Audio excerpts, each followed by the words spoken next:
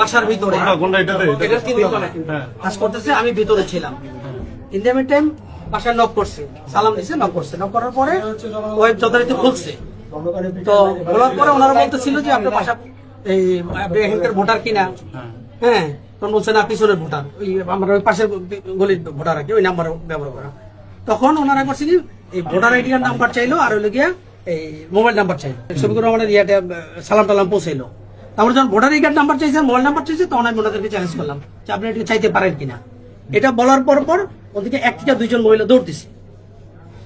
দৌড় দিছে একটু শোনে, আমি গতিটা কিন্তু বলছি আমার মুখে ওনাদেরকে না পাইতে দৌড় পরে আমি ওনাদের চেষ্টা করছি ধরতে যে আপনারা দাঁড়ান, কথা শুনেন, আপনারা কারা, কারণ এইভাবে তো অনেক চুরি হয়। আমার ওয়াইফ একা বাসায়।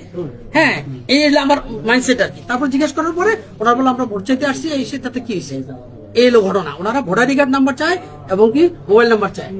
আমি বললাম এটাতে কি করবেন, আমরা মেসেজ পাঠাবো আপনাদেরকে। মানুষ ভুলের মাঝে কেউ বলতে পারবে না যে আমার ভুল নাই, ভুল হয়ে গেছে, এটার জন্য আমরা দুঃখিত।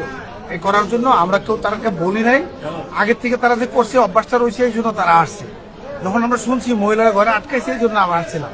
তো আপনাদের সকলকে আন্তরিক ধন্যবাদ। আপনারা সকলে এই জিনিসটার প্রতিবাদ করছেন এবং এটা ফয়সালা করার জন্য যে আপনারা আগে আসছেন, এই জন্য আন্তরিক ধন্যবাদ। আমরা যে ভুলটা হয়েছে, এই ভুলটার জন্য আমরা ক্ষমা প্রার্থী। আল্লাহ সকলকে, আমাদেরকে এবং আপনাদের সকলকে ভুল ত্রুটির জন্য ক্ষমা করে দেন। আর ইনশাআল্লাহ আমাদের লোক এভাবে যাবে না।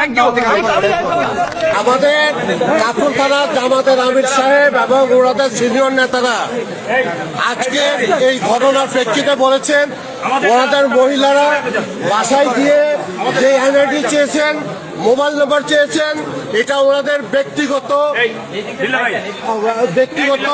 মোবাইল নাম্বার, ব্যক্তিগত এনআইডি কার্ড। এইটা ওনাকে কাউকে দেখানোর ওনাদের কোনো কারণ নাই। আমাদের বাড়িওয়ালাদের এটা চেয়ে জামাতের যারা কর্মীরা আসছেন তারা মহা অন্যায় করেছেন। এটা জামাতের আমির সাহেব স্বীকার করেছেন। এই স্বীকার করাটাই আমাদের জন্য, সকলের জন্য যথেষ্ট।